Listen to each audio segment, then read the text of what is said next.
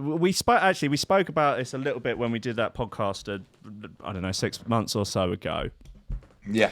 About trying to sort of drill down into the unhealthy aspects of the artist lifestyle, musician lifestyle, DJ lifestyle, and which is the whole thing.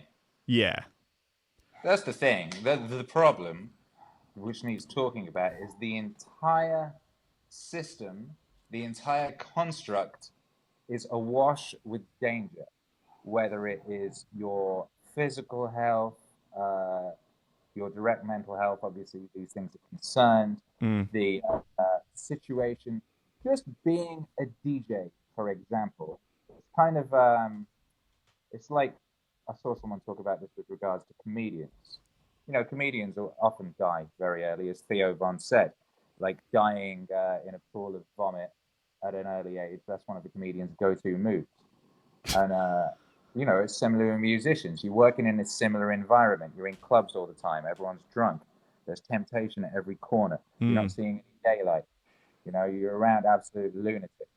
Like, anyone who's going to do this kind of thing at a professional level has got to have something kind of wrong with them from the start. You know, like, it's kind of, it's a constant, absolute heroic mission to like do this job and not be a drunk lunatic. Yeah. Yeah. And that's just one side of it. Then there's the you know, all the people telling you how wonderful you are, the tragic loneliness of the touring DJ. There's so many aspects. There's so many pitfalls. There's so many reasons for you to go absolutely stark raving bonkers in a short amount of time, if you're not aware of any of these things, and if you're not doing stuff like taking precautions so as not to become a lunatic drunk, and so as to, you know, like, keep your body in some kind of decent shape, maybe get some sunlight, you know, maybe have some people around you who aren't like lunatic, psychopath, drug guzzling morons. Yeah, that's kind of a start. Is your just quickly, is your microphone a little bit far away from you, or is it what? There you go. That's better. That's better. I'm kind of right next to it, but well, okay. I'll stick my face right inside. Oh, that's the stuff. Yeah. So from what I can see, it seems to be like it is an almost perfect storm of things to kind of drive a person to distraction. Because, I mean, for like really from the start, like, people that would be attracted to a creative lifestyle and a creative profession that is sort of based on, well, there's like quite a clear hierarchy when it comes to music. Like, you work your way up charts, you work your way up lineups, you work your way up all of these things. So it's like, okay, so you want to be someone that is like, who is very motivated, very driven to sort of, you know, work their way up hierarchies, but at the same time to be creative and introspective and all the other things that combine to be someone that is capable of making very good, valuable, meaningful art. So there's definitely a very odd clash of personality types that in and of itself. Yeah, you've got to be high in openness. Yeah, for the creative aspect of it. You've also got to be incredibly resilient and sort of single-minded if you're going to actually succeed. So those that succeed have that. And as Chili Gonzalez said, it's a popularity contest. You just got to put it in context. So it's kind of like this like creepy high school aspect to it. If you're engaging in the actual music industry, the sort of existing, sort of mainstreamy one, then it has this kind of whole Mean Girls thing attached to it. Yeah. This whole kind of like Chad aspect, where it is a popularity contest, where people do completely judge you on popularity and things of that nature. Well, it's like there's that, and it's one of the things that you say Patterson talks about is like the problem is not the hierarchy in and of itself, is that it's when the hierarchy is corrupt, and there is undoubtedly like corruption in the music hierarchy on so many different levels. Like everyone judges themselves in the hierarchy against like other people's social media stats or other people's position on gig lineups and things like that. But those things aren't necessarily based on competency or how well you're actually doing. People can buy social media followers. People can buy YouTube views, and you can buy Spotify plays. Like, it was MJ Cole retweeted this thing with bloody like streaming farms in Asia where they've just got like hundreds and hundreds and hundreds of iPhones all rigged up on Spotify, like streaming people's things to get them higher up, to get their albums like higher up charts. Yeah. It's the equivalent of back in the day when people would go into HMV or Virgin Records and buy 2,000 copies of like of a single to get it bumped up the charts. Like, there were dodgy people that you could get in touch with who would go into shops and buy mass amounts of your single to get it up charts. Yes, exactly. Yeah, so you're playing a rigged game a lot of the time, and people are really taking it seriously because it's their entire life. It's your entire identity, and it's like, this is me. I'm putting myself out there, and particularly if like DJs have their own name as their act. Like, I mean, even you're not even hiding behind an alias. You're like, this is like my everything. DJ Kevin Smith. The Kevin Smith. Loved by his mother, Nora Smith. So they're really like slinging everything out onto the table into a game that is not, well, it's largely rigged against them. It's not rigged against everybody, because some people will have better connections in the scene.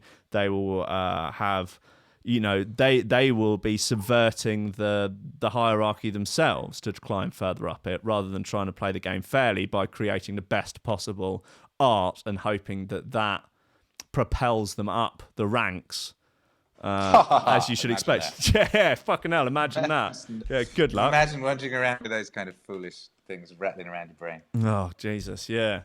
So Well, here's the thing. It's when they did, a couple of years ago, every couple of years there'll be a major purge of bots on a platform.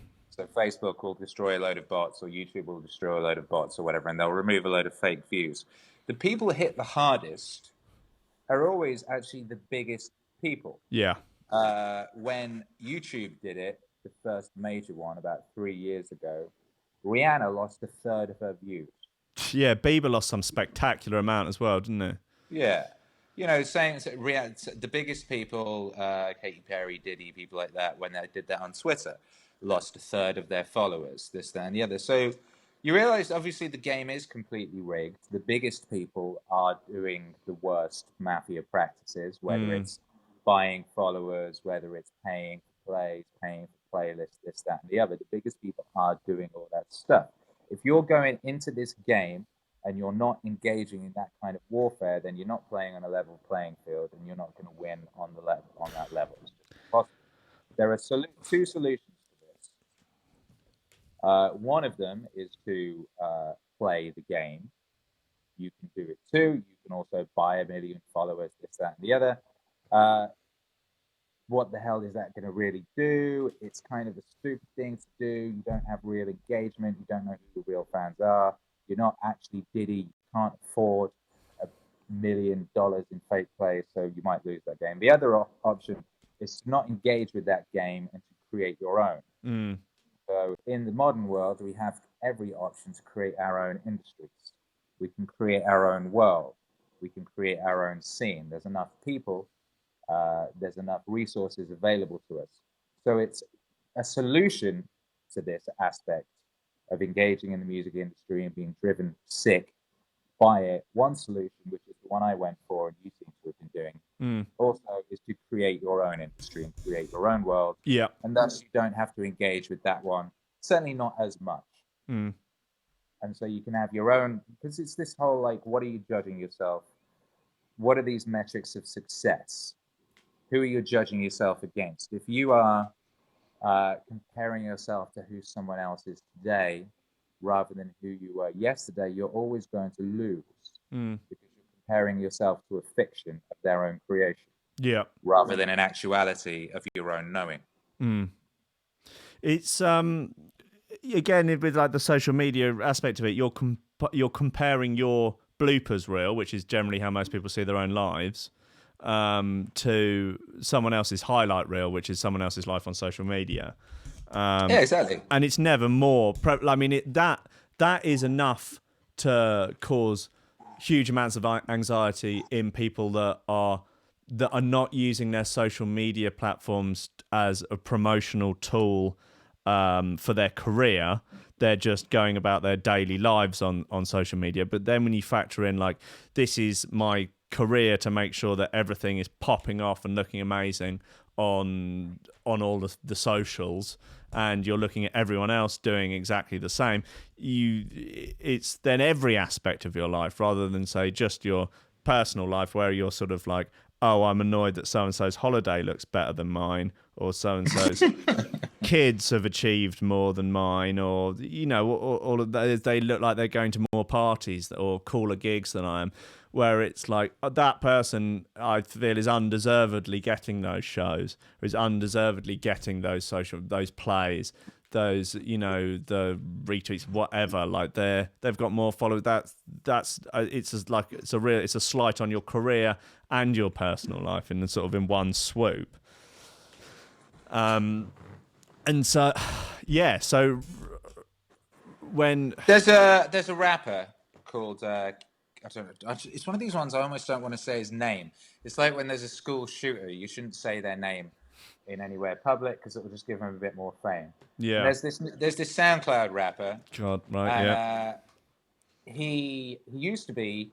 It turns out he used to be another rapper called Tremendous the God or something, and now he's called Kid Boo or one of these sorts of SoundCloud rappery names. Mm-hmm. And he's given himself a load of plastic surgery and a load of face tats and dyed his hair a funny color, and makes SoundCloud rap that sounds like Little Pump. And he's created a backstory where he claims he's a clone, and he's the second version of this clone. And he's bought 1 million plays and 1 million followers, and if you look at his social rank, you can see it lurching up and down and all this sort of stuff.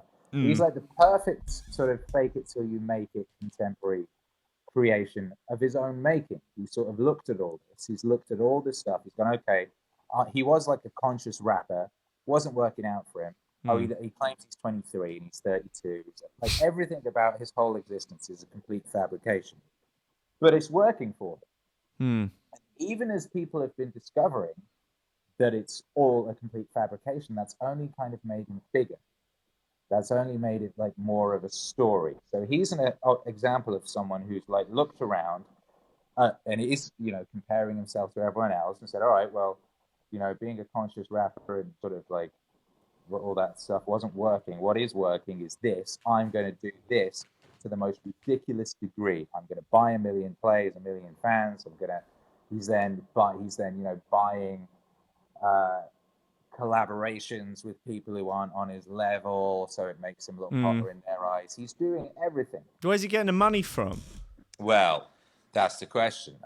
He's in trouble in Florida because he was selling people dodgy for fentanyl or whatever it is. Jesus, right? Okay.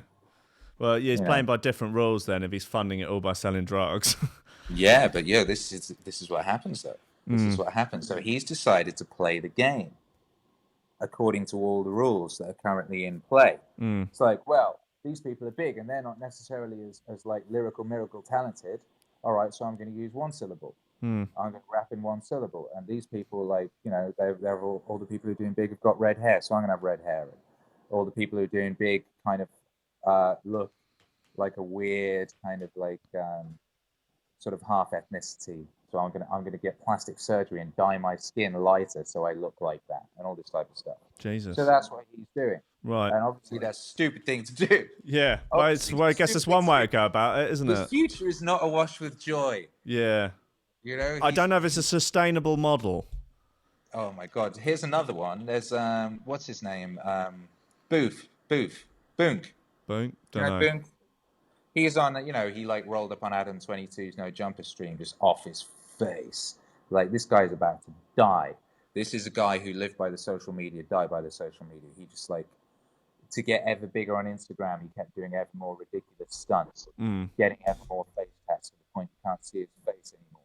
Like, he's surrounded by people who just, like, egg him on to be a crazy lunatic, like, self-murdering version of himself for clicks and views. He's got no one good around him. It's a horrible. He's about to die. It's a horrible thing to witness. And he's same thing. He's playing the game by the game's current rules. He's going to die. He's 20. It's a tragedy, and you see a ton of these things every day. And so the solution isn't to play the game by the game's rules. I think the solution is to make your own rules and to make your own game. Yeah. That sounds like a significantly better option, certainly in terms of. It's like, why are you doing this? What do you want? Why are you doing it? Why are you? If we're talking about music, why are you making music? Why are you in entertainment or whatever? You know, I'll look at my son. He's 5. He obviously loves entertaining. He has no real concept of fame and stuff like that. So it's not about that. He loves to entertain. He loves making people smile and making people happy. He loves to sing and dance. He loves to do all those entertainment things. He loves to make music and stuff. But he loves entertaining people. He loves making people happy. So if we can say, okay, a lot of people doing this, they're doing it because they love the actual creative act of doing it, and they love to like. I'm losing your audio a bit. I'm sticking my face right back in it. That's it. That's the. And they love the point. They love to entertain. They love the creation aspect. They love to make people happy. In the modern world, it's completely possible to do all these things while ignoring the mainstream apparatus and ignoring all of these traps that we've thus far spoken about. There's all these other aspects of touring and things like that, and playing, which have other pitfalls, which we can talk about. But it is possible to ignore that aspect of the industry and to create your own one. So hold on, let me. A lot harder. It involves a lot more work. Oh, you're back. But it is possible. Back there, so I can almost not hear you at points. Do you want to just give you a quick call back, see if it sorts itself out? Yeah, try that, because my face is right in the mic. One sec.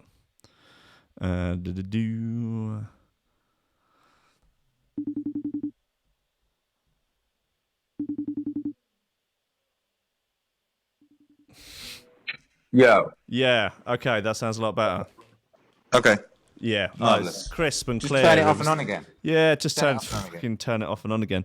So, okay, so this reminds me of a. I'm going to just look it up to see who it was that wrote it. I want to say, is it Rick Andreessen or Mark Andreessen? I don't know. He invented Netscape.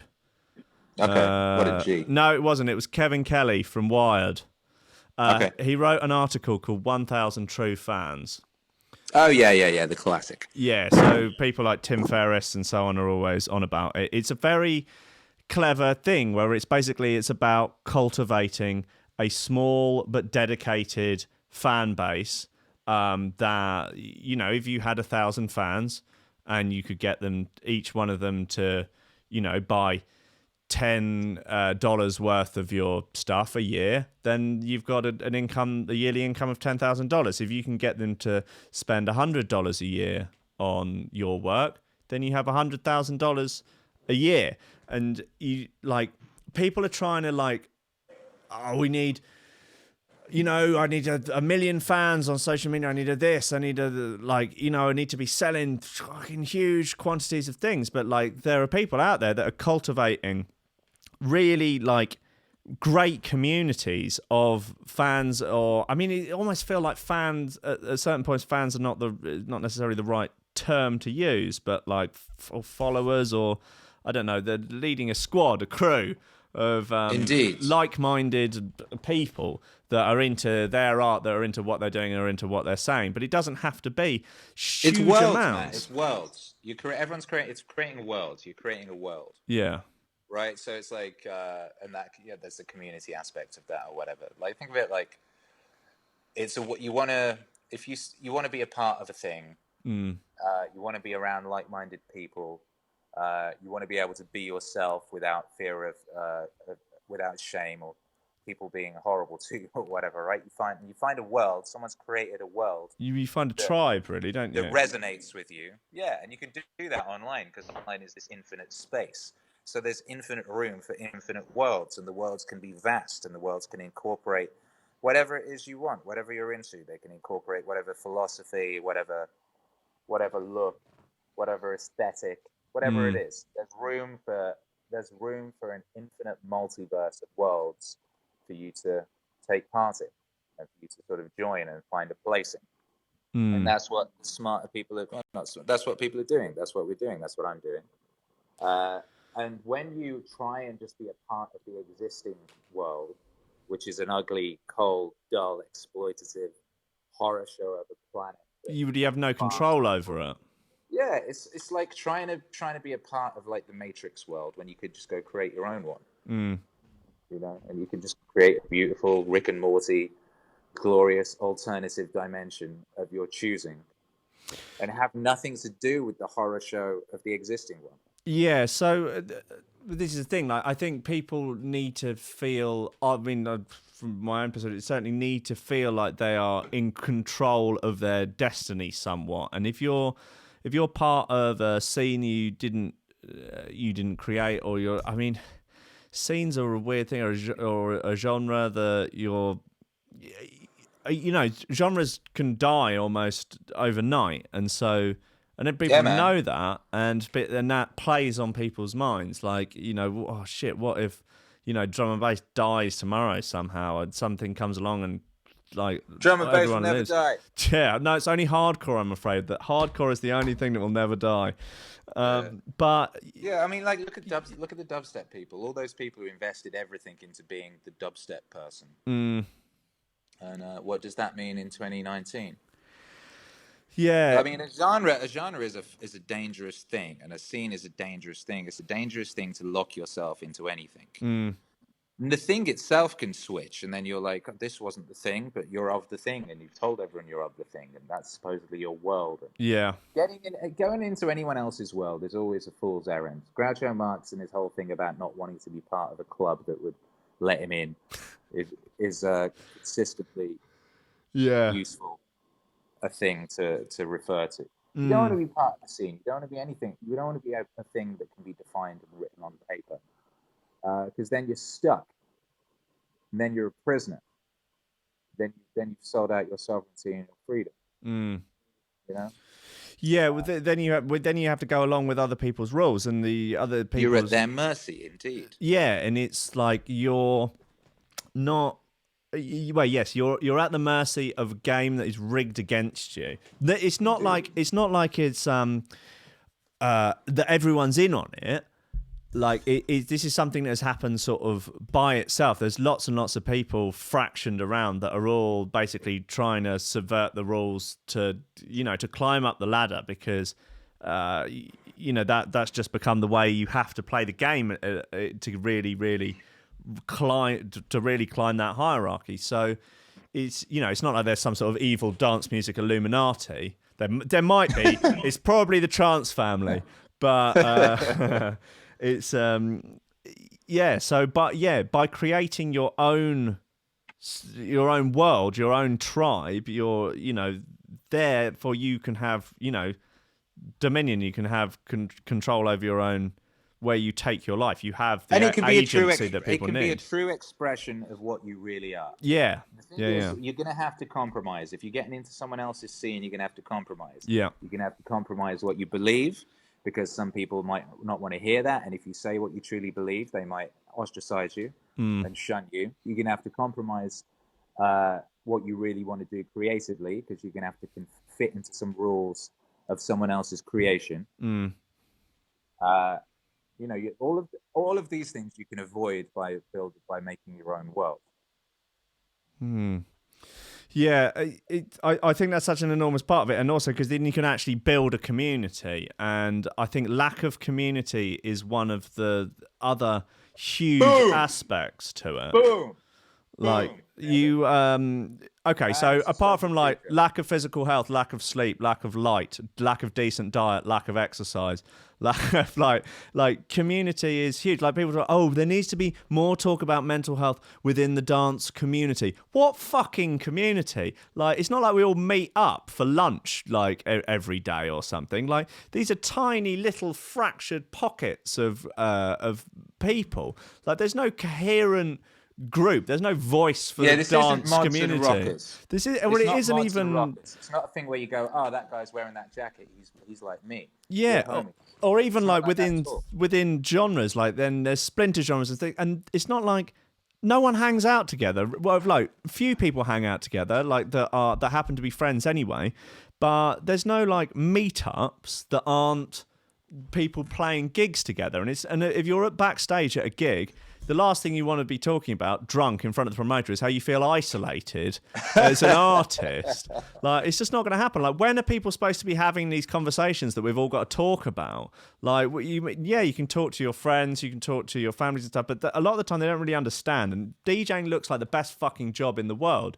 And it is when you're doing it, but everything that surrounds it is a really complicated, introspective nightmare. But even doing it can be sometimes. It's one of these occupations or positions that you sound like an absolute twat complaining about. Yeah, 100%. So therefore you don't. Yeah. Therefore you keep your mouth shut and you count your blessings, and you don't talk about going mental like alone in your hotel room or whatever it is, or the fact that you're surrounded by drunks and like you don't know what to do or whatever, and like you're not getting or whatever. There's these million aspects to it. None of them are things that you can be heard complaining about in public without sounding like the biggest wanker on earth. Yeah, 100%. And it's these are the little things that I think really add up, because I also feel like there is a bit of a conflation of two different aspects when it comes to mental health. Like, you have mental health, I think, has both like a biological component to it, but then also like if you go to the doctor and you say like, oh, I'm depressed, and it says, oh, well, what do you do for a living? It's like, oh, well, I've got a job that I hate. And it's like, oh, how's your relationship? Oh, I hate my wife and she hates me, and my children don't like me, and I'm really overweight and really unhealthy, and I don't have any friends, and I've got a bad leg, so I can't move around that much. It's like, yeah, your mental health is very poor, but it's not necessarily because of like a chemical imbalance in your brain. But like, obviously people do have chemical imbalances in their brains, but like it's a multifaceted thing. And there's like, plenty of fucking reasons for the average person to be depressed. Oh yeah. Not fucking short on reasons for it, but like the it's modern world is that, as you were saying, perfect storm for all this stuff. The diet, the stuff that people are poisoning themselves with, the lack of exercise, the insane like digital trap of social media that makes everybody feel bad about themselves. It's like everybody, the most beautiful person in the world feels ugly in that world. There's a whole load of stuff that you can fix for people before you put them on medication. Yeah, but you've got to try to work out basically whether or not it's even something that medication would be able to fix.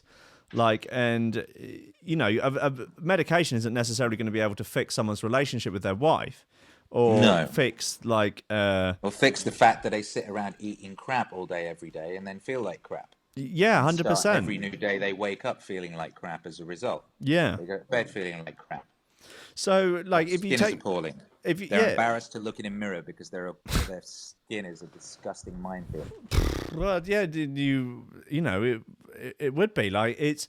So if you're like, if your day to day is sitting in a room with no windows, like mine is, like, and you eat loads of shit. You're mainlining Red Bulls.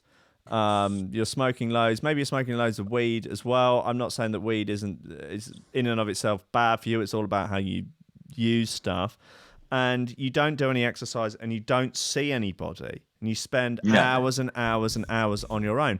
Like, about 2 months ago, before I started Threshold and before I started doing the daily show, I was at my end. Really, I'd very close to leaving music completely. Wow. Like, really, yeah. I was out of my mind for a little while. I mean, like, stuff wasn't going well. I was going to train to be a personal trainer. I was going to go to university. I just like it was. But I was spending sometimes when I said goodbye to my girlfriend in the morning, I wouldn't speak to another person until I said hello to her that night when she got back. And that's is really deeply unhealthy thing to do. Because also, like, if you're an artist and you're a DJ, you're also a performer, and you do DJing because you love performance. And so if you take away a person's opportunity to perform, even on a really micro level of just like making people laugh throughout the day or something like that, and you don't talk to anyone, you're just crushing something. Like, that's real. It's. And I was like, so I was just basically I made a massive list of like all the things that actually made me happy about what I was doing with my work and with everything surrounding it. And the only thing on it, like, I've been struggling with making music that I like or for a while, for years basically. I feel like I can't really compete when it comes to things like doing a decent mix down or making like amazing sound design anymore, and it's, it wound me up to the point of just not really enjoying making music anymore. But I'm now at the point where I realise that that's not what I should be all about as an artist. It's like there are more strict, like, how much point is there in me spending the time learning to do mix downs as good as Noisia or Mephius? They've already got that market covered. Like, they've already got like the hard Neuro rollers covered. Like, I've made a decent name for myself by taking the piss out of the scene or making people laugh and adding those extra different bits to everything. Like, so by just like, I'm just going to make hard Neuro rollers now. It's kind of like it's not really using all the tools. It's not using all the paints in your paint box. And so I found that the only thing basically on my list of stuff that made me happy was doing the show, doing Rankin's Records, playing the vinyl, because it had a massive immediate feedback from people in the comments being super into it. I was absolutely loving the tunes because I hadn't heard them in ages and they're great. And I was like, okay, right, so you tweeted that thing about Tom from MySpace. There was sort of a joke, but not at the same time.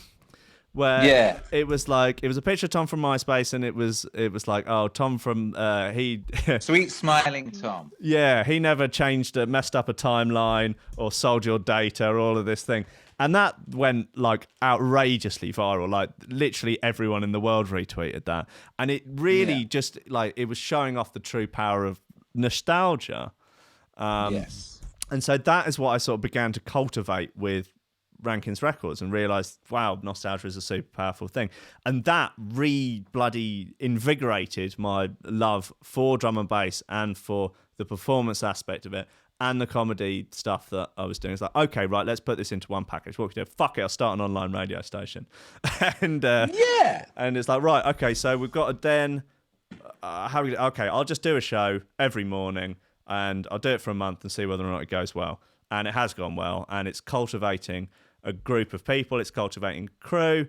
It's cultivating a powerful group of lobsters, and and it's it's starting to tick all the boxes of what was seriously missing and seriously making me unhappy about music and about creativity and about art. And it's you creating your own world. Exactly trying to fit in with, I've just never really been able to fit in. No. And trying to fit in with the narrow band of what is expected out of someone that makes hard drum and bass just wasn't working. So it was either quit or change the game. Exactly. And I think, so it's... Because also, like... When you play, like we said, when you play someone else's game, it can be snatched away from you at any minute for any number of reasons. Yeah. And that's not an acceptable way to live. You can't sack yourself. Yeah, you can't sack yourself, and no one else can sack you if you run the show. Yeah, you can't get sacked from your own job. You can't be kicked out of your own kingdom. Ousted from your own castle. Exactly. Yeah. Exactly. You do look much better right now. I mean, you look great right now. Oh, thanks, mate. Cheers. Fantastic. You're like, your bone structure's just like magnificent. You're effervescent. I mean, I was going to ask you if you were pregnant. Well, it's possible. Hey, it's 2018. Oh yeah, true. I shouldn't be assuming. Um, That could not be the case. So yeah, so there you go. So you see, get out of other people's control. Get out of a position where other people can dictate what's going on. But Yeah. also, the thing that you really isolated there was like you looked. What is it about this that makes me happy? Why am I doing it in the first place? And people forget that. People just sort of go on these journeys and then they forget why they're even on the journey. Yeah. And then it's easy to get diverted down the wrong path. It's easy to go to the wrong town, or it's easy to go down the wrong alleyway or whatever. Like, well, this is the vicinity of what I'm supposed to be doing. But the reasons you were doing it, like you're saying, you weren't trying to be the greatest drum and bass sound designing and mixed down king of all time. Yeah. You loved the culture, you loved the music, and you loved being entertaining within it. You loved taking the piss, you were making your songs. A lot of them had comedy aspects to them. You were a very entertaining figure. You grew a mighty mustache. Like you had different priorities. Yeah.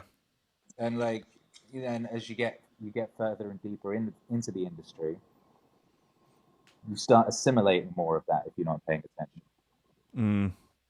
So it's important to consistently check in with yourself why you're doing the thing you're doing. Yeah. And also, you know, people change and grow. So it's like maybe something about it isn't still making you happy anymore. So you've got to keep a check on that stuff. Yeah, and I think also like people can expect something like a career or like you know, an artistic endeavor to give them everything that they need.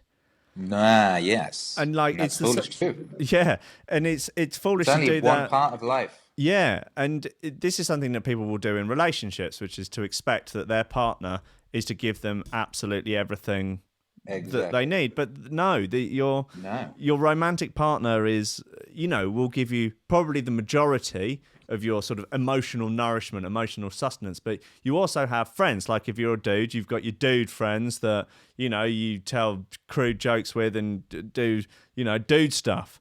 And then you have your female friends that you will, you know, maybe perhaps be a bit more, you know, emotional with, and all of those things. So with your music stuff, like that's not the be all and end all of everything. But I think a lot of people see it as like, this is it. This is the only thing that I do. This is the only way I'm going to make money. Like, have a side hustle that makes you enough money to be able to be truly free with the art that you're doing and not worry about the constraints of a genre or the constraints of a scene.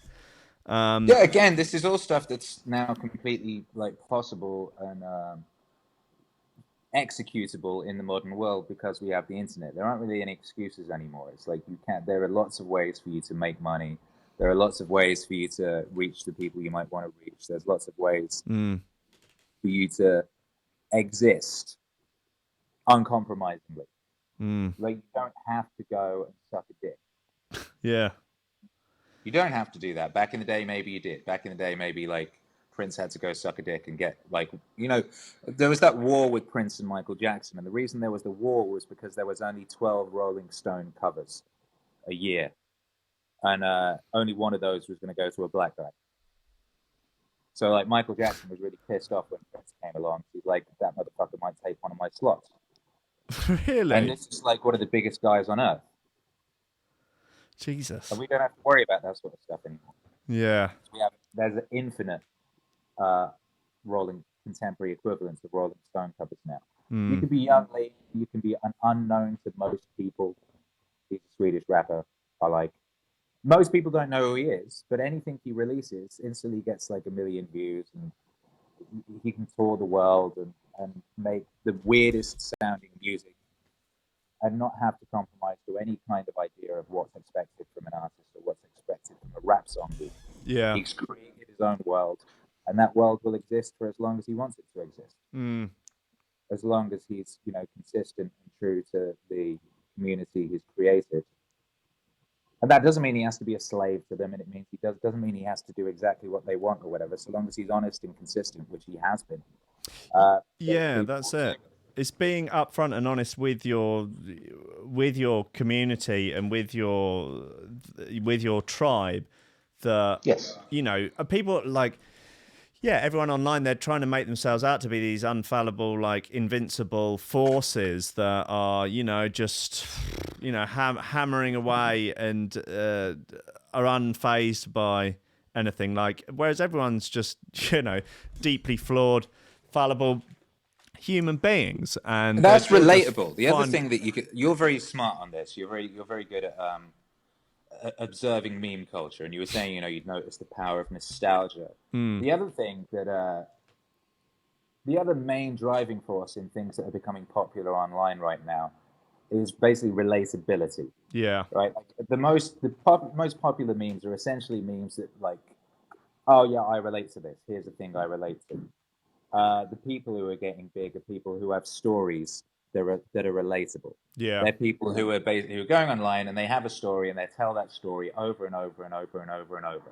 And it's a relatable story of overcoming something and basically being like existing in the world, having overcome some relatable thing, whether it's childhood trauma or whether it's a disability or whatever it is.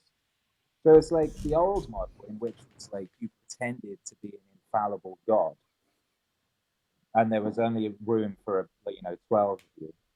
That's a completely redundant model in the new world. Yeah. The new world, the best thing you can do is be completely honest about your flaws and about where you fucked up and about the things that you've overcome and about your failures. People like hearing now. This is why you have this, that we have this sort of the rise of the influencer, like the people on YouTube and on Instagram and so on that are just like vlogging about their daily lives. And like there's this girl that is absolutely huge now, that my girlfriend is obsessed with, who is a cleaning influencer on Instagram. Have you seen this girl? She's called Hinch or Hitch or Hetch or something like that. And she posts about 2 million Instagram stories a day of her cleaning her house and giving tips on how to clean, what products she uses, all of this stuff. And I overhear people talking about her on public transport. Like she's just like I'm sure it's Hitch. I think her name is Hitch, but people are using it as a verb. They're like, I just hitched my house. Absolutely hitched it or something. It's or Hetch or it's anyways Hinch. That's very interesting. So what? One of the main female influences is someone who's really good at cleaning their room. And has turned that into some kind of digital art form. Yeah, I mean, she's set gender roles back about 20 years, but apart from that, wow, what a goddamn hero! I know, right? Yeah, there's a lot of everyone has one. My wife has hers. My wife is like really into this woman called Rachel Hollis. Who's some kind of super person who just talks about having overcome her struggle and writes books about stuff. I don't even know what it is. But everyone has them. There's someone for everyone now. That's the thing. Yeah. Here's a person, and this person inspires me. Yeah, and it's people playing. Inspire you is by being honest about their struggle and showing you that it's possible with like perseverance and application and diligence to overcome whatever suffering and whatever obstacles life has thrown at you. And to transcend that and to become useful in the world. That's what all these people are doing, whether it's Gary Vee or this cleaning lady. Yeah. It's Jordan Peterson. Yeah, whoever it is, Jocko Willing. It's people playing out archetypes. This is the thing. This is why when everyone listens to Peterson, they say, "Oh, he's just saying things I sort of already knew, but I'd never really heard anyone say before." Because they're classic archetypes. It goes back to the biblical stories. I mean, it's if you taking the actual metaphysical elements out of it.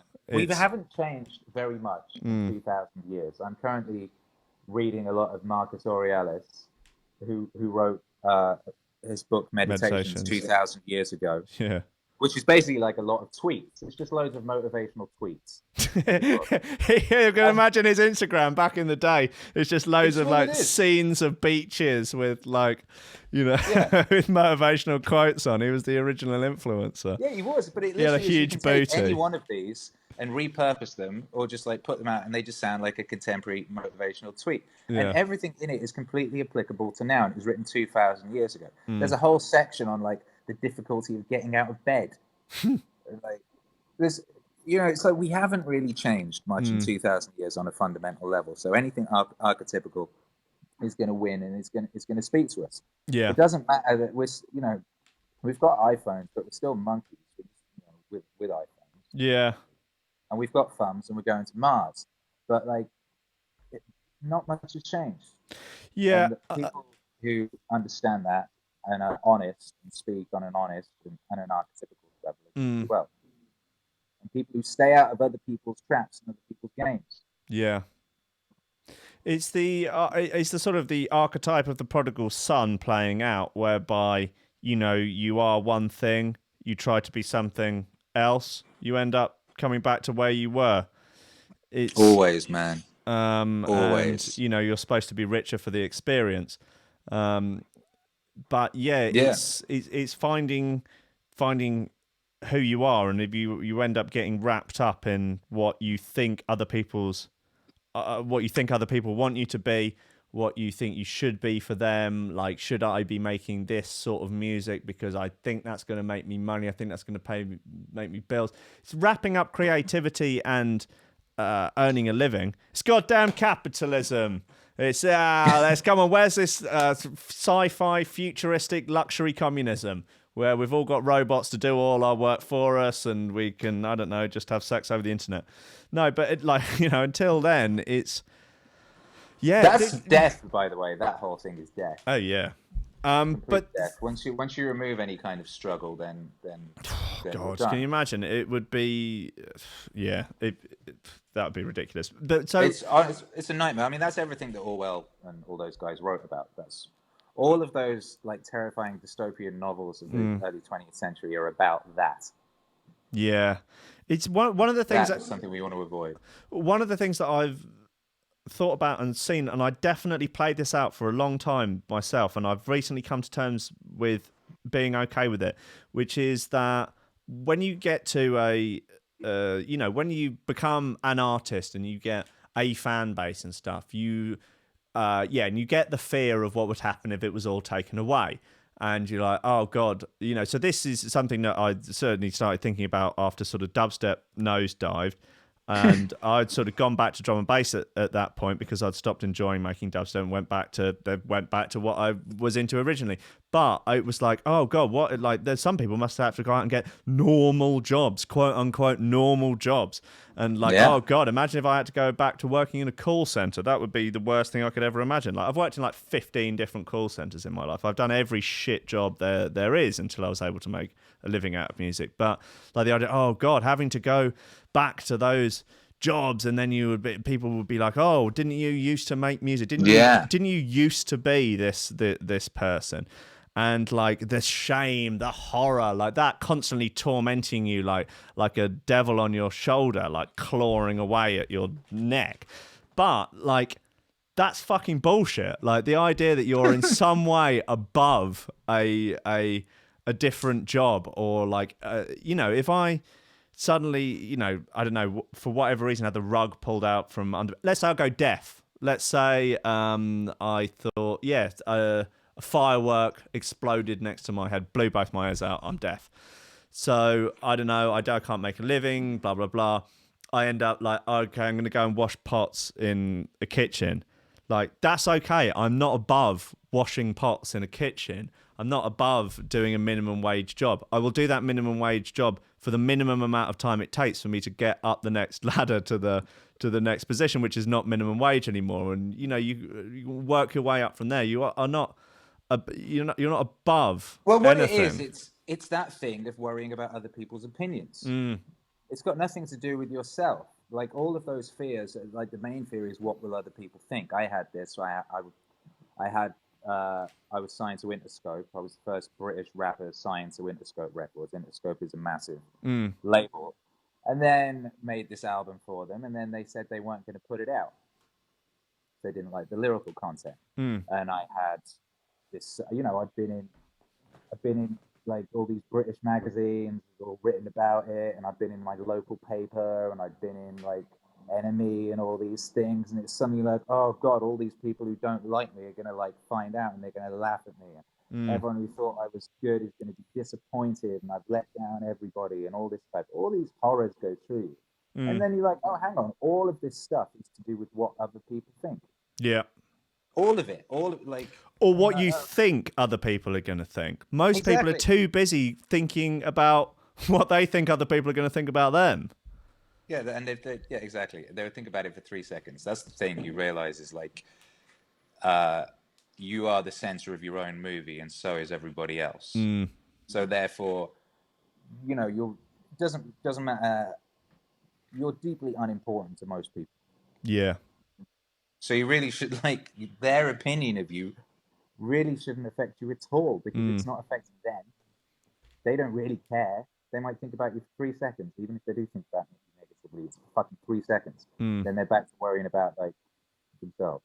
Yeah. So it's really nothing to base anything in your life upon. And once you get rid of that, it's incredibly freeing. It's incredibly liberating. It's a wonderful thing. You can float around. Definitely. This is something that Marcus Aurelius writes about in Meditations, like how he would dress up as spend time dressed up as a beggar and go and walk around like that, so that he was always aware that should anything go horribly wrong, he was comfortable with having absolutely nothing. Indeed. And, you know, some people will be more comfortable with absolutely nothing. Yeah, well, you know, to quote Fight Club, it's only after you've lost everything that you can truly do anything. Fight Club is so consistently relevant. Yeah, I give it a rewatch every year, and it's, man, it gets kept more relevant every year. I am due one. Have you read it? Yes. Yeah. Yeah, it's a great book also. Yeah, I mean, they did such a good job of it with the film. It's it's almost identical. Yeah, apart from the rubber bands. Yeah. Yeah, they did. For some reason, they didn't film people getting rubber bands wrapped around their testicles. I don't know why. Weird that.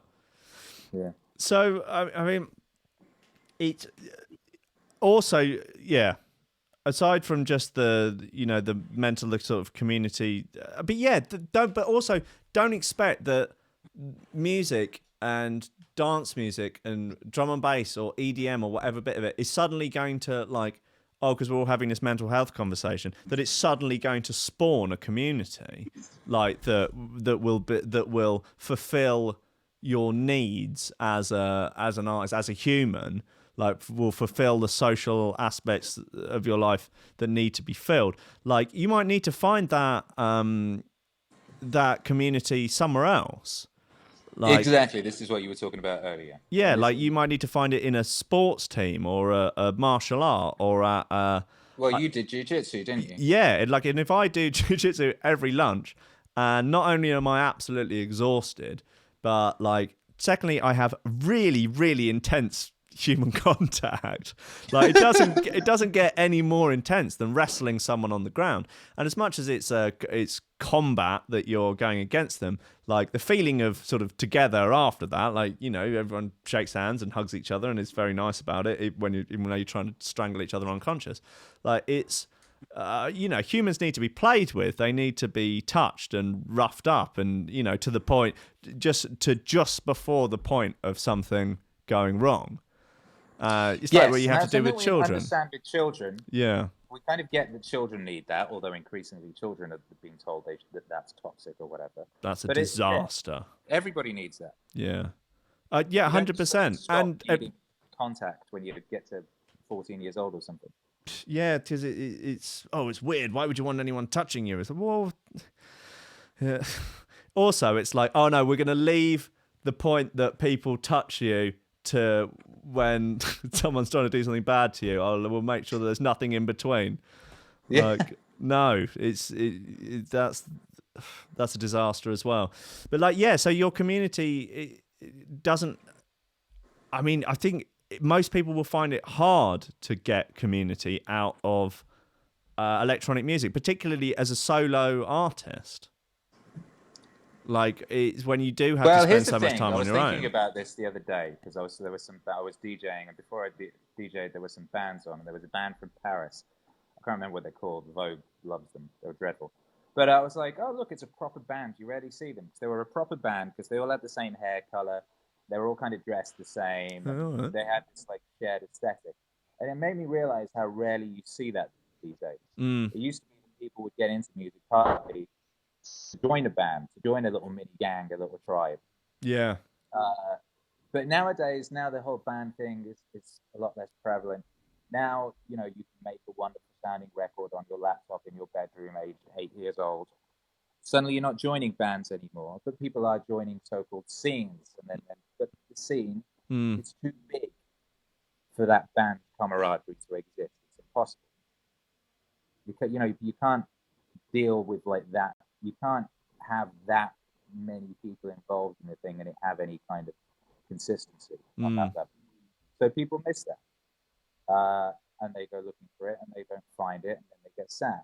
And I see it all the time because I'm a little in the lo-fi world, and I really see people doing that in the lo-fi world. And the lo-fi world is full of people awash with anxiety and sadness and stuff, thinking that this is going to be their community and their tribe. And then when it doesn't meet their expectations, they get all sad and start posting these digital suicide notes. God, yeah. Which is a really weird thing. Back in the day, if you were upset at school and stuff, maybe you might write a note or put something in your diary. But people are now putting those anxious teenage thoughts on the internet. And you're seeing artists do it and stuff. That's going to be there forever. Yeah. Yes, indeed. So what? Yeah. What is the solution to the lack of community? Okay, so the solution is fucking simple. The solution is don't look for community. It's like looking for love in all the wrong places. So it's be realistic. Why are you doing a thing? What is the reason you're doing it? If you want a strong community, that's the easiest way to find that is locally. Yeah. So whether that's in your direct community, is in your neighbors, or like something like you do, like a jiu-jitsu class, or maybe you want to go to church or something. Well, yeah, we need a church for people that aren't religious. Yeah. Like, well, I think religion has been quite big for a reason. It does have some positive aspects to it. Yeah, well, a lot of our problems in the West right now are a direct result of us abandoning religion over the course of one or two generations. So we have this lack. So I think a lot of the kind of like angry social justice stuff is, people filling in for something that used to be in religion. You have white guilt replaces original sin, things of that nature. We're doing that over our whole society. We all used to go to church on a Sunday and chill out, and now we can see each other. Yeah. Now we don't, so we don't have those things anymore. So we have to go and find them elsewhere. And probably the stupidest thing to do is to try and find it in, say, music. Yeah, or on the internet. Or on the internet, yeah. You could a lot easier find it going to the same garage sale every week, or going to a jiu-jitsu class, or whatever the hell. Yeah, you're not going to find it on a forum or on Facebook. I mean, there's fun and there is fun and enjoyment to be had out of online forums and coming together on stuff online. But that is that should be a sort of I guess icing on the cake of you need that like that's the decoration. You need the sort of foundational community. You need to be able to look someone in the eye. And when I was a kid, there was no internet, and I was the only person in my school who liked music. Pretty much, it wasn't Jason and Kylie or whatever. Yeah. And I was a complete weirdo, and people punched me in the face. And you deserved every punch. Later on in life, the internet appeared, and I thought, wow, that's wonderful. A kid like me could find like-minded people now on the internet and know he's not alone. But then there's still something massive missing from that, which is looking someone in the eye. It's that physical touch. It's all that stuff.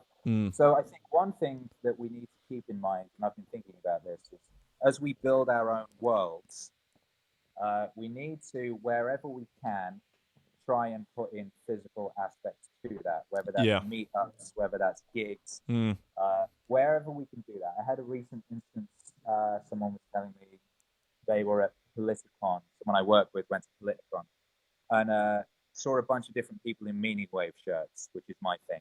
Nice. And those people, some of them were like super liberal people, and some of them were super Trump people, and they saw each other wearing meaning wave shirts and were super excited and ran towards each other in slow motion as if it were a Tom Hanks movie, and then ended up hanging out and becoming friends, and now they're friends in real life and hang out and stuff. And it's like, if we're creating our worlds like we were talking about earlier, where people can come together under shared experiences of morality or aesthetic or whatever it is, if we can take time into creating ways that can exist in the real world as well, then that will become a lot stronger, and that will create some of these missing community aspects. Yeah. So that is something that we can do, and it's something we bear responsibility in. It's something I've been thinking about lately.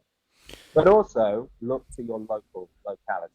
Yeah. Involve yourself in your local world, whatever that is. Mm. And that's something that people do a lot less and less as we live in cities and stuff. Yeah. I remember talking to a who's a very well-known house DJ now. I won't name him, but we were having a chat about jobs that we had before we were professional artists. And he was like, yeah, one of my main jobs when I was young was I worked on a paintball site, and it was really great, actually. We were outdoors all the time. There were loads of us there that we all got along really well and had a great laugh. We were being super active. Everyone's there having a good time. Actually, now I think about it, I think that was probably the best job I've ever had. Including, being a recording artist and a DJ. And I was like, what, you really reckon it's better than being a DJ? And he just sort of looked off into the distance and was like, yeah, I do. And it's terrifying to think that, I could just give it all up. I could just give it all up and go and do something else. But I used to work in a box factory, and there was aspects. It was a really, really hard job, 12-hour shifts, jumping up and down in a skip full of cardboard, getting covered in paper cuts, things of that nature. But there was a camaraderie and a community in that place that was absolutely wonderful, and I think I've offered. And I, like you, spent half of my life in a room on my own, and then the other half jumping up and down in a room full of drunk people, also kind of on my own in a crowd. Yeah. And sometimes I think of that box factory, all those men, and they were all assholes, and everyone just taking the piss out of each other. Yeah. Thinking of creative ways to ridicule somebody, coming from a weird place of love. Yeah. Mm. It is strange. I don't know. There is a sort of strange gallows humor in working really, really terrible jobs with people you really like. But also people you kind of hate as well. Oh, there needs to be some people that you hate there, but you need to have a crew there of people that you really like. I used to work in this one call centre and with James, who I do Rankin Radio with, and a few other people, and fuck me, it's like something out of a really terrifying, out of a ridiculous sitcom. We were trying to write a sitcom about it at the point where we were like, this is going to be too unbelievable, just with real things that happened. It was run by criminals. One of them was literally sleeping under the desk. They would have fist fights. A girl and a guy were in the toilets, and he ran out. The guy ran out with blood on his hands, saying, "I've taken her virginity," and she ran out looking a bit annoyed, saying she was on her period. It was just insane things happened at it. This was in 99 or probably 2000 actually. But it was fucking anarchy. But I look back on it with very fond memories in a weird way. It was insane. The thing is about stuff like that, though, it's you can look back on it in fond memories, and I did that when I was 17. Maybe it was awful at the time. Maybe it would be less fond if you were doing it still and you'd been doing it every day for 20 years. Oh, God, I wouldn't want to do it every day for 20 years. No, but it's weird. It is. I think for... to try and sum this up, we can possibly, we could just sum up, the tangled mess of mental health and because this is a very large conversation, and we've basically concentrated on a couple of little aspects of it. Yes. One, to sum up, physical health, just unbelievably important. That's another thing that we haven't even started talking about. So I think we should do another. We could just take that as a yeah. I think you should come on my show. and I can have two people talking at once visually and not fuck up. So that would be nice. Yeah, I know. I haven't quite worked out that bit yet. But it also didn't help that like I'm not in the studio, and I was supposed to be. I got the time wrong on this, so I also bear responsibility. But we should definitely let's do another one and talk about the whole physical thing, because we haven't even started on that. And there's a lot. There is a lot. Yeah. All this stuff. There's so much more to this stuff. But today we did discuss the importance of community and how that lacks, and ways that can be implemented, and that's important. Yeah. What else did we talk about? Well, that was the second half. What was the first half? It feels a long time ago now. The game is effectively rigged against you. The game is rigged. Yeah. Game is rigged. Game is nonsense. Make your own game. So that was it. So the two takeaways from this are: create your own world. You don't have to go and engage in someone else's nonsense. You can create your own nonsense. Yeah. Also, like the game is under no obligation to, to make rules that you want to play by. Yeah, especially now we're in this brave new world. We have the internet. We have all these systems. We have the means of production. We have seized them. It used to be you could only make a record if you were very, very rich. Yeah. If you were one of the 12 people who were allowed on the cover of Rolling Stone. Yeah. Now anybody can do it. Anyone can make the record. Anyone can release the record. Anyone can distribute the record. We can do pretty much everything. All right. So there's not really much in the way of excuses now. There's not much in the way of reasons for engaging in the old corrupt system outside of vanity, outside of I want to be that guy, I want to be. Yeah. It is. It's there. What are the reasons outside of ego, really? And There are none. You actually, you're not going to make as much money if you go down that route. They will take most of it. You're not going to be. Your career is a lot less likely to be sustainable. There's really no reason to engage in the old system outside of raw vanity and ego. So that's a beautiful thing. Yeah, it's I mean, I can't speak for women in the industry, but for men, it's I think for men maybe it's like you are. You're trying to climb up because you're trying to get status, basically to probably impress girls. That's certainly why I got into it. That's why everybody starts. Yeah. That's why everybody does everything. That's why we're here. That's what's going on. We're trying to propagate the species, and that's why drum and bass exists. People wanted to impress girls, and girls like bass. Basically it. Yeah, and a load of people who couldn't work out how to play the guitar, like me, got a pair of turntables instead. And I'm the only one with turntables, so everyone has to invite me to the party. Yeah. It was a scam all along. Yeah, but it worked. You've got a girlfriend. Hey, yeah, it's true. She's nice as well. I'm a fan. How about that? Yeah, how about that? She's nice to me and everything. Exactly. It's here. And I actually propagated the species. I've got a 5-year-old. I've got a small person. I actually managed to make a girl like me and allow me to breed with her. That's a good way of putting it. I was to be a lot more coarse. To share DNA. Be indelicate. Indeed. Yeah. So there you go. So, we're out here winning. It's a beautiful time to be alive, right here at the peak of recorded human civilization. Yeah, it really is. AD. Yeah. Marcus Aurelius is still entirely relevant. Not much has changed, but we have the technology. We have seized the means of production. And lo, we shall produce. Well, we shall do our best. Yes. Yeah. All right, boom. Well, let's continue this then. Yeah. We will do. Dude, it's been an absolute pleasure. Thank you for that. I knew you would be the right person to talk to about it. Always. Likewise. I used to work in a call centre too. We have a lot in common, you and I, William Rankin III. Yes, we do. I mean, I was working one of my shitty jobs. Well, actually, it was an all right job, except I was ruined by a couple of bad apples. I was working in a pizza. I was a pizza chef, working in a kitchen and listening to Radio 1. And Hugh Stevens came on and played a little lad called Akira the Don. And played Living in the Future. And it was a song about my life, but told from the perspective of a man called Adam.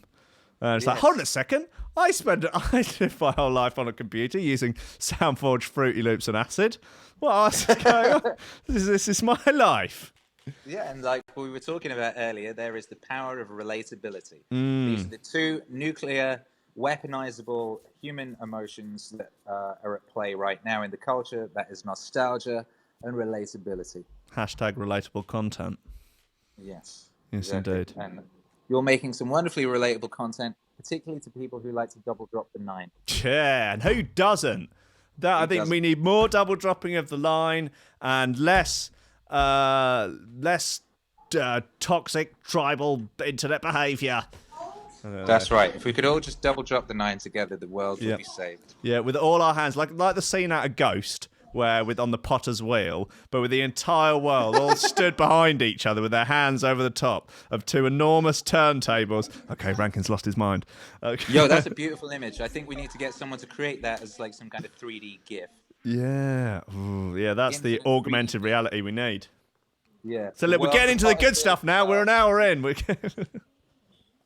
that? We're an hour in. We're getting into the really important stuff. How to make the whole world double drop the 9.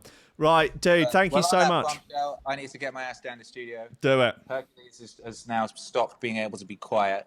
So that is definitely our cue. Ruffle his hair for me. All right, Ruffle his, tousle his little bonce. All right. Hey, Hercules, do you want to say hi? To who? To the world. To the William Rankin III community. Hercules, are you okay? Yes. Good. What is that thing? It's a lobster. Is it dead? Is it dead? He wants to know if the lobster's dead. Yes. He's called Wesley Snips, a.k.a. Jude Claw, a.k.a. Cindy Clawford, a.k.a. Jordan B. Lobster. He's beautiful. We love him. Thank you. He's great. He's a good All boy. right, well, thank you, William Rankin. Right, thank you, dude. I'll speak to you very soon. Yes, you will. Lovely. Bye-bye, mate. Bye, baby. Bye. Thank you, everyone who's been listening. Thank you very much to Lily, who's donated on a super chat. You're a wonderful human being. I'm a big fan of you.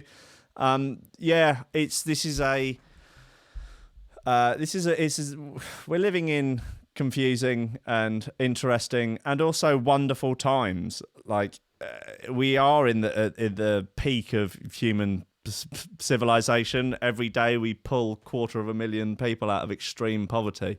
Yet we're all quietly losing our minds on social media. It's a very peculiar way to live. Like you spend, I don't know, 8 to 10 hours of your waking day in a room with no windows, not talking to anybody, and expect to then go and live a normal life. It's ridiculous when you actually lay it all out on paper. Oh, well, yeah, I didn't speak to anyone today. Oh, I didn't see any sunlight. Oh, I didn't eat properly. Oh, I didn't exercise. Oh, I didn't wake up at a normal time. It's like, yeah, okay, so that's a fucking laundry list of everything that you would need to go wrong with someone's life. So... yeah, let's try and fix the simple, easy fixes of, getting your act together, of sorting your life out, of sorting your diet out. That doesn't matter whether or not you're going to be, vegan, omnivore, carnivore, just, less sugar, less processed food. Like, go out for a walk, do some exercise, do some hard exercise. It's very hard to be anxious when you're absolutely fucking physically exhausted.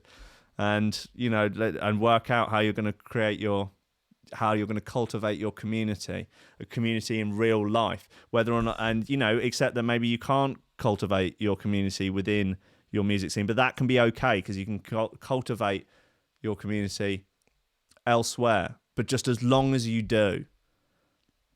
That's all I'm saying. Thank you so much to everyone that's listening. You're wonderful people in the chat. I will be back tomorrow morning for coffee and memes. Come and join the Lobster crew. And, they're just decent folk out for a better way of life. Lily, has anything you've done today made your life any better? That is a fucking good thing to live by. Yeah, if you can be slightly better. This is the thing. This is another Peterson thing. It's like trying to be happy, striving to be happy is not a good idea, because there are so many things outside of your control that will sway you into unhappiness. Like, you can't control so many things, like a friend dies, you are fired. All of these things will strive to make you sad and not be happy. But if you can strive to be good, then that's potentially achievable. And to keep being good and to keep kind of being better, then yeah, if you can try and make each day a little bit better, then over the course of 10 years, fucking anything's possible. Right, you're all wonderful people. I love you all very dearly. I will see you tomorrow at 10 a.m. Cheers, guys.